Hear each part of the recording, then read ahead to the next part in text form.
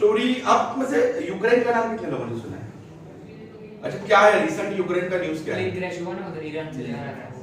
Iran से जा रहा था जो क्रैश 75 ईरान के अंदर यूक्रेन का प्लेन था, जैसे टेक ऑफ हुआ वो क्रैश हो गया। 180 कैजुअलिटीज में आ जाता है, 180 पैसेंजर थे, वो सारे डेथ हो गए।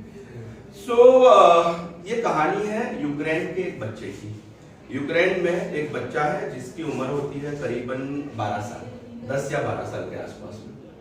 अब ये जो बच्चा है ना, वो अपनी माँ के साथ रहता है, फादर नहीं है, और बहुत ज्यादा गरीब लोग हैं। मतलब इतने गरीब, आपको एग्जाम्पल दूं तो गर्मी वर्मी में तो कैसे भी घर मैनेज कर लेते हैं, लेकिन ठंडी में इनका पड़ोस में एक फार्म हाउस होता है शिप के लिए, हिंदी में भेड़ बोलते हैं ना, गुजराती में भेटो कहिए, तो शिप का फार्म हाउस होता है। वहां पे जाके ठंडी से बचने के लिए भेड़ों के बीच में सो जाते हैं ये लोग, ताकि ठंड से बचा जा सके। इस तरह का इतना गरीब फैमिली है। अब इस फैमिली में 92 के आसपास, मैं एकदम, ये रिसेंट वाला स्टोरी है, बहुत पुराना नहीं है, बहुत रिसेंट वाला स्टोरी बता रहा हूँ। 1992 के अंदर यूक्रेन के अंदर एक मुहिम चलती है जिसमें जितने भी ज्यूज हैं, यहूदी जिसको हम बोलते हैं, उनको यूक्रेन से बाहर निकाल देना है।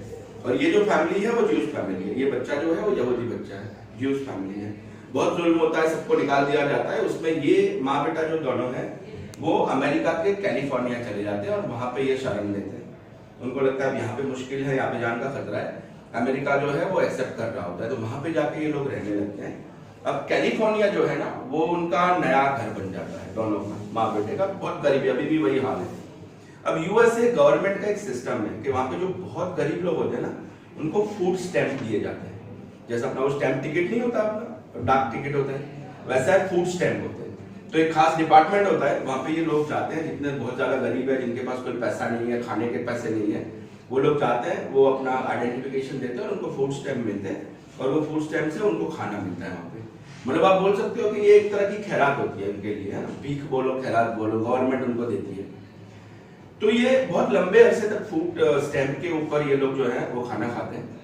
और साथ साथ में ये बच्चा जो है वहां से प्राइमरी एजुकेशन छोड़ के आया होता है, वो यहाँ पर भी एजुकेशन शुरू करता है। सस्ती पढ़ाई है, पहले प्राइमरी शुरू हो गई, लेकिन अभी जैसे जैसे उसकी पढ़ाई में आगे जा रहा है, वहां तक अब फीस भरना है। अब उसकी जो मदर है वो कैपेबल नहीं है कि वो जॉब कर सके, और ये तो अभी छोटा बच्चा है, एजुकेशन चल रहा है, तो अपनी फीस भरने के लिए वॉलमार्ट के अंदर स्वीपर का काम करता है। जो बड़े स्टोर होते हैं ना, वॉलमार्ट आपने नाम सुना होगा, तो उसमें जो झाड़ू लगाते हैं, जो टॉयलेट साफ करते हैं, झाड़ू लगाते हैं, वो उसका काम करता है ये बंदा, स्वीपर का काम करता है। अब जो सैलरी आती है उसकी फीस पे करता है और ये पढ़ाई करता है। अब धीरे धीरे उसका जो क्या बोलते हैं 10th 12 वाला जो स्टैंडर्ड है वो क्लियर होता है, और ये टाइम के अंदर उसको समझ में आ जाता है कि उसका जो इंटरेस्ट है ना, वो कंप्यूटर साइंस के अंदर है, सॉफ्टवेयर के अंदर है ना, सॉफ्टवेयर इंजीनियर जिसको हम बोलते हैं। तो ज्वाइन करता है, साथ में नौकरी कर रहा है, कॉलेज क्लियर करता है, और सबसे पहले उसको जॉब मिलती है yahoo.com में। याहू का नाम सुना है सब लोगों ने, है ना? अभी जीमेल आने के पहले नंबर 1 था, जिसके सारे हमारे जो मेल आईडी है याहू के लिए, मेरे अभी भी याहू का मेल आईडी चल रहा है। तो याहू में जूनियर लेवल का जॉब मिलता है। अभी भी जॉब तो मिल गया, कमाना शुरू कर दिया उसने, जो इसके लिए अच्छा न्यूज है, लेकिन फिर भी अभी भी इतना पैसा नहीं है कि वो बहुत अच्छे से पूरा फैमिली मैनेज करे और अपने शौक वगैरह जो पूरे करे। अब उसको ये होता है कि उसको आईफोन खरीदने का लगता है, मुझे आईफोन खरीदना है, क्योंकि अमेरिका में आपको पता है ना, वहाँ पे एंड्रॉइड कम चलता है, वहाँ पे ज्यादातर आईफोन का बड़ा बिजनेस है वहाँ पे, तो उसको आईफोन खरीदना है। अब आईफोन खरीदने के लिए वो अपना पैसा कैसे जमा करता है, अपना जो दोपहर का खाना होता है वो बंद कर देता है या कम कर देता है, और उसमें से जो पैसा बचता है उससे वो आईफोन खरीदता है। अब आईफोन खरीदने के बाद ये उसकी लाइफ का सबसे बड़ा टर्निंग पॉइंट है। आईफोन खरीदना उसकी लाइफ का सबसे बड़ा एकदम golden turning point. IPhone operate करते वक्त सॉफ्टवेयर इंजीनियर का कोर्स कर रहा है। अब उसको लगने लगता है कि क्यों ना, अच्छा उस वक्त एसएमएस हुआ करता था, मोबाइल कम्युनिकेशन के लिए बात करो, एसएमएस करो। उसको लगता है क्यों ना एक ऐसी एप्लीकेशन जो है वो इन्वेंट की जाए, जो एप्लीकेशन से आप फोटो भी भेज सको, वीडियो भी भेज सको, डॉक्यूमेंट भी भेज सको, और 100% सेफ हो। सिक्योरिटी पहली चीज होती है, 100% वो सेफ एप्लीकेशन होनी चाहिए, है ना। तो ये उसके साथ में याहू में एक और बंदा काम कर रहा है जिसका नाम होता है ब्रायन एक्शन। इसका एक दोस्त है जिसका नाम है ब्रायन एक्शन। ये ब्रायन एक्शन को बात करता है कि यार ऐसा एप्लीकेशन मेरे दिमाग में आया है। अच्छा, इसी बीच 2004 का टाइम आता है जब फेसबुक लॉन्च हो चुका है, और फेसबुक ने पिछले जितने भी सोशल मीडिया थोड़े बहुत चलते थे, जैसे ऑर्कुट एक था, अगर आपको किसी को याद हो तो, ये ऑर्कुट वगैरह बंद हो जाता है, फेसबुक 2004 में लॉन्च होता है, और 2007 में आते आते फेसबुक जो है वो नंबर 1 बन जाता है। इसी बीच में याहू में से ये बंदा फेसबुक में इंटरव्यू देता है ना, हम सबको होता है जॉब कोई और ज्यादा बड़ी करे, फेसबुक में इंटरव्यू देता है। फेसबुक में इंटरव्यू देने के टाइम पे उसका रिजेक्शन हो जाता है कि भाई तू कैपेबल नहीं है हमारे लिए, तू फिट नहीं है, उसको रिजेक्ट किया जाता है। अब ये अपना जो दोस्त है ब्रायन एक्शन, उसके साथ मिलकर ये पूरा याहू छोड़ देता है और दोनों मिलकर 1 से 1.5 साल लगाते हैं और एक एप्लीकेशन डेवलप करने में लग जाते हैं, और मिरेकली ये लोग एप्लीकेशन डेवलप कर लेते हैं।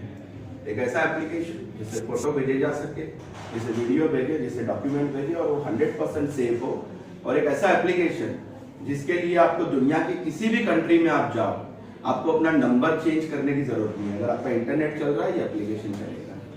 ये बंदे का नाम क्या होता है? जेनकॉम। तो जेनकॉम और ब्रायन एक्शन ये दोनों मिलकर एक एप्लीकेशन डेवलप करते हैं जो दुनिया के 2 अरब लोग आज इस्तेमाल करते हैं। यहाँ पे हम जितने भी लोग बैठे हैं, हम दिन में 100 बार उस एप्लीकेशन को देखते हैं। व्हाट्सएप है ना, ये कहाँ भी कहानी बाकी आ गई। ये कहानी है व्हाट्सएप डेवलपर्स की। व्हाट्सएप को ढूंढने वाला बंदा जो भेड़ों के बीच में अपनी सर्दी का मौसम निकालता है, जो अमेरिका के रहम के ऊपर खाना खाता है, फूड स्टैम्प के ऊपर, और जो अपना खाना बंद करके आईफोन खरीदता है, उसने व्हाट्सएप एप्लीकेशन डेवलप किया। व्हाट्सएप धीरे धीरे, अच्छा व्हाट्सएप लॉन्च कब हुआ? फरवरी 2009 में व्हाट्सएप लॉन्च हुआ। व्हाट्सएप लॉन्च होने के ही 1 साल में इतना बड़ा बन जाता है, पूरी दुनिया में फैल जाता है कि दुनिया के बड़े से बड़े प्लेयर उसको खरीदने के लिए प्रपोज करते हैं। सारे लोग आते हैं, एक्सेप्ट नहीं होता, फाइनली एक प्रपोजल आता है फेसबुक की तरफ से। और जब फेसबुक का प्रपोजल आ रहा है तो ये जो जेनकॉम है वो हंस रहा है। हंस इसलिए रहा है कि उसने इंटरव्यू दिया था और उसको रिजेक्ट किया था वहां से। वो डील करता है फेसबुक के साथ में, मैं बेचूंगा।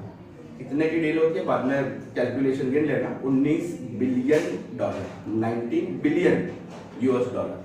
तो कितने रुपये होते बाद में गिन लेना आराम से, है ना। बहुत हाँ 60 बिलियन। बिल्कुल बिल्कुल एकदम परफेक्ट बोले, 19 बिलियन US डॉलर। आप सोचिए एक ही दिन में ये बंदा दुनिया के 100 सबसे अमीर आदमी में आ जाता है। जब डील होता है तो ये एक कंडीशन रखते हैं, ये बिल गेट्स और अपना इसको जुकरबर्ग के सामने कंडीशन रखता है। क्या बोलता है? मैं बेचूंगा, अमाउंट भी ठीक है, डिसाइडेड 19 बिलियन, आई एग्री, लेकिन मैं सिग्नेचर मैं जहां पे कहूंगा ना उस जगह पे बैठ के हम ये डील करेंगे। उसको लगता है कोई बड़ी होटल या कोई अल्बरोज या ऐसी कोई जगह की बात करेगा। वो बोलता है कि इस डील का सिग्नेचर जो है ना वो अमेरिका का जो फूड स्टैम्प डिपार्टमेंट है उसके वेटिंग रूम में जाके हम लोग करेंगे। 1 महीना होता है, फेसबुक सोचता है क्या चीप डिमांड है, लेकिन फाइनली फेसबुक को लगता है यार आधे घंटे का तो काम है, इतना बड़ा डील हो रहा है, एग्रीड हो जाते हैं फेसबुक का पूरा टीम, और ये अमेरिका के उस फूड स्टैम्प डिपार्टमेंट के वेटिंग रूम में जाते हैं, वहां पर बैठते हैं, और फिर ये रोते हुए बोलता है कि ये वो जगह है जहाँ पे मैं और मेरी माँ 8-8 घंटे बैठते थे। हम भूखे आते थे, 8-9 घंटे वेटिंग में बैठते थे, तब हमको स्टैंप मिलता था और वो स्टैंप लेके हम लोग खाना खाने जाते थे। और मैं यहाँ पे सिग्नेचर करके ये चेक किसी और को भी दिखाना चाहता हूँ। किसको दिखाना चाहता है? जो विंडो में वो जो लेडी बैठती है ना, जो फूड स्टैम्प देखती है, वो बोलता है ये लेडी मेरी माँ को रोज बोलती थी कि कहाँ तक अमेरिका की भीख खाओगे, बाहर से आए हो, कहाँ तक भिखारी बन के रहोगे, कुछ काम वाम करते क्यों नहीं है, तो मैं उसको दिखाऊंगा। तो वो 19 बिलियन चेक साइन करके वो चेक लेके उस लेडी के पास जाता है और फिर दिखाता है कि देख तूने मेरे को बताया था, आज मैं आप ही के अमेरिका के टॉप बिलियनर्स में एक हूँ और मैं कंट्री को डोनेट करने वाला हूँ पैसा इसमें से। So this is the story of gen